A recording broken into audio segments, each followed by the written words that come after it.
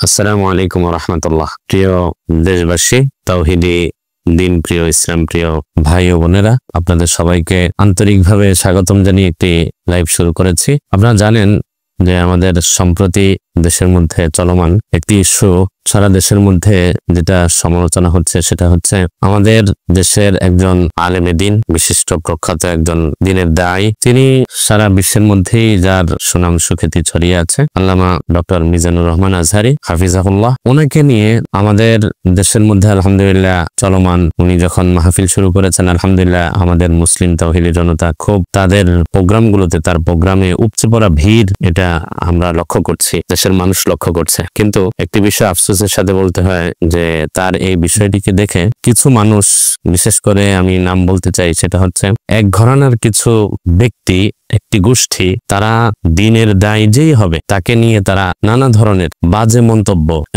এমনকি আমরা দেখেছি ডক্টর মিজানুর রহমান আজহারি সাহেবকে নিয়ে তথাকথিত এক পীর, মাজারের দাবিদার, মাজারের পক্ষে যারা সাফাই গায়, তিনি এরকম একটি বক্তব্য দিয়েছেন যেটা সামাজিক মাধ্যমে ভাইরাল হয়েছে যে ডক্টর মিজানুর রহমান আজহারি সাহেবের মাথাকে যে এনে দেবে 10 লক্ষ টাকা তাকে দিবে। এই কথাটা একজন, তিনিও পীর, একজন দায়ীর পক্ষ থেকে, তিনি যদি সত্যিকার অর্থে দিনের দায়ী হয়ে থাকেন তাহলে তার পক্ষ থেকে এরকম একটি কথা সারা পৃথিবীর মুসলমানদের মনে আঘাত করেছে এবং এটি আমাদের জন্য একটি লজ্জাজনক একটি ইস্যুতে পরিণত হয়েছে যে একজন হুজুর, একজন দিনের দায়ী, ইসলামিক লেবাসধারী আলেম হয়ে, ওয়ারাসাতুল আম্বিয়া হয়ে কিভাবে আরেকজনের ব্যাপারে তার মাথার মূল্য 10 লক্ষ টাকা ঘোষণা করতে পারে। তিনি তো কাফের হয়ে যাননি। কাফের কাউকে যদি বলতে হয় তাহলে তাকে সকল ধরনের দলিল প্রমাণের ভিত্তিতে তাকে কাফের ফতোয়া দিতে হবে। আমাদের ওলামায়ে কেরাম, অধিকাংশ ওলামায়ে কেরাম এখনো পর্যন্ত তার ব্যাপারে এরকম কোনো কথাই বলেনি। অতএব তাকে নিয়ে যেই মন্তব্যটা করা হয়েছে এটি আসলেই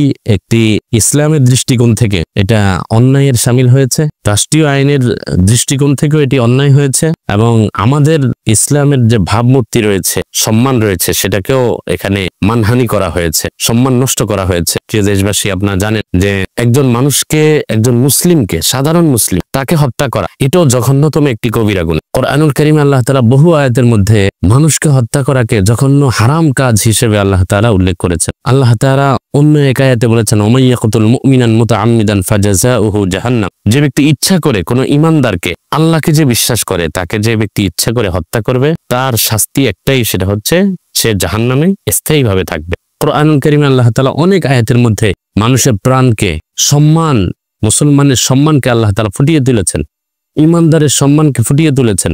অন্য আয়াতের মধ্যে আল্লাহ তাআলা বলেছেন, যদি কেউ বিনা অপরাধে নির্দোষ কোনো ঈমানদারকে, সাধারণ একজন ঈমানদারকে অন্যায়ভাবে হত্যা করে, ফাকান্নামা ক্বাতালান নাসা জামিআ, সেজন্য সারা পৃথিবীর সকল মানুষকে হত্যা করে ফেলল।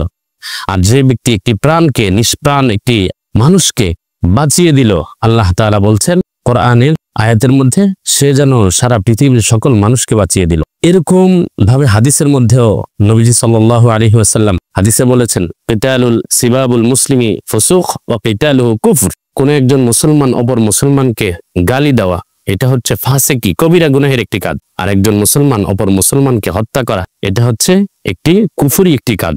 অতএব হাদিসের মধ্যে, অন্য হাদিসের মধ্যে এসেছে, যে ব্যক্তি কোনো ঈমানদারকে হত্যা করবে সে যেন তার স্থানকে জাহান্নাম বানিয়ে নিল। এমনি ভাবে মাসআলার দৃষ্টিতেও শুধু হত্যা নয়, একজন মুসলমানের দাম কি পরিমাণ, মাসআলার কিতাবের মধ্যে এসেছে, হাদিসের মধ্যে এসেছে যে একজন মুসলমান অপর মুসলমানকে হত্যা করলে সেটা তো কুফরি হবে, সবচেয়ে কবিরা গুনাহ হবে। আল কাবায়ের আল ইশরাক বিল্লাহ ওয়া কতলুন নাফস ওয়াল ইয়ামিনুল গামুস, আল্লাহর সাথে শিরিক করা সবচেয়ে বড় কবিরা গুনাহ। মানুষকে অন্যায়ভাবে হত্যা করা সবচেয়ে বড় কবিরা গুনাহ।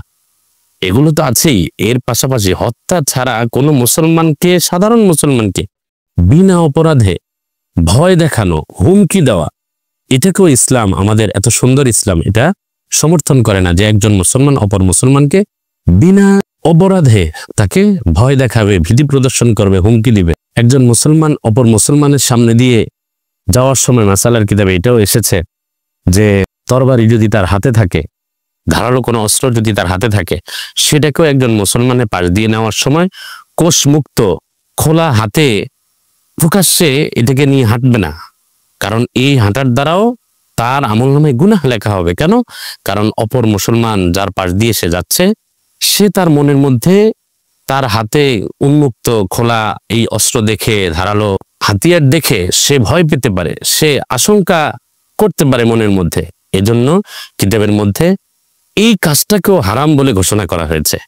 সেখানে একজন নবীর ওয়ারিস, একজন ওয়ারাসাতুল আম্বিয়া, দ্বীনের একজন অন্যতম দায়ী, যার মাধ্যমে আমাদের দেশের মধ্যে যার সুনাম আমরা শুনছি আলহামদুলিল্লাহ, আল্লাহ তাআলা তার ছোটখাটো যেই বিষয়গুলো আছে সেগুলোকে মার্জনা করে দিক এবং তাকে আরো সংশোধন হয়ে দায়িত্বশীলতার সাথে একজন যোগ্য ওয়ারাসাতুল আম্বিয়া, ওয়ারিসে আম্বিয়া হয়ে কথা বলার মতো তাকে আরো তৌফিক দান করুক। তার খেদমাকে উম্মাহের জন্য, সিরাতে মুস্তাকিমের জন্য একটি সঠিক পথ প্রদর্শক হোক, এটি আমরা কামনা করি। কিন্তু যেই তথাকথিত যেই পীর সাহেব এই কথা বললেন যে তার মাথার মূল্য 10 লক্ষ টাকা, এটা খুবই একটি লজ্জাজনক এবং একটি সাধারণ মানুষের মধ্যে ইসলামের এত সৌন্দর্যময় একটি ইসলাম, এটাকে কলঙ্কিত করা হয়েছে। এটাকে নিয়ে অনেক মানুষ উপহাস করছে, এটাকে নিয়ে তিরস্কার করছে যে এটা কেমন কথা হতে পারে। আমরা যারা আছি দিনের, যারা কাজ করতে চাই, আমি আমার আঙ্গিকে কাজ করতে পারি, আমার মতের সাথে আরেকজনের মত না মিললেই তাকে কাফের বলে দেব, আমার মতাদর্শ যদি কেউ না নেয় তাকেই আমি গোমরা ফতুয়া দিব। এরকম ফতুয়া দেওয়া ক্ষেত্রে আমাদেরকে অনেক সাবধানতা অবলম্বন করতে হবে।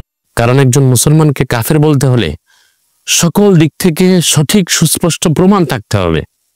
সঠিক সুস্পষ্ট প্রমাণের মাধ্যমে তাকে কাফের বলে ফতুয়া দিতে হবে। সেটা যখন ইচ্ছা আমার মন মতো হলো না তখনই আমি কাফের বলে দিলাম, এটা ইসলাম সমর্থন করে না। বরং ইসলামের নির্দেশনা হচ্ছে, হাদিসের মধ্যে এসেছে যে একজন ব্যক্তিকে যদি কেউ অন্যায়ভাবে কাফের বলে ঘোষণা দেয়, তাহলে সে যদি সত্যিকার অর্থে কাফের না হয়, তাহলে এর দায়ভার যে বলেছে তার মাথার উপরে, তার ঘাড়ে বর্তাবে, অর্থাৎ সে কাফের হয়ে যাবে। এমনিভাবে হাদিসের মধ্যে নবীজি এটাও বলেছেন, যে ব্যক্তি কোনো ইমানদারকে কাফের বলবে সে যেন ওই ইমানদারকে হত্যা করে ফেললো। একজন ইমানদারকে কাফের বলা তাকে হত্যা করার নামান্তর। বুখারী এবং মুসলিম এবং অন্য হাদিসের কিতাবের মধ্যে এটি এসেছে। অতএব আমরা কাউকে কাফের বলার ক্ষেত্রেও অত্যন্ত দায়িত্বশীলতার পরিচয় দিতে হবে। জবানকে খুব সংযত রেখে আমাদেরকে চিন্তা ফিকির করে একটা কথা বলতে হবে। আল্লাহ তাআলা আমাদের সবাইকে সঠিক দ্বীন এবং ইসলামের উপরে দায়িত্বশীলতার সাথে দ্বীনের দায়ী যারা আছে আমাদের সবাইকে কাজ করার তৌফিক দান করুক। আসসালামু আলাইকুম ওয়া রাহমাতুল্লাহ।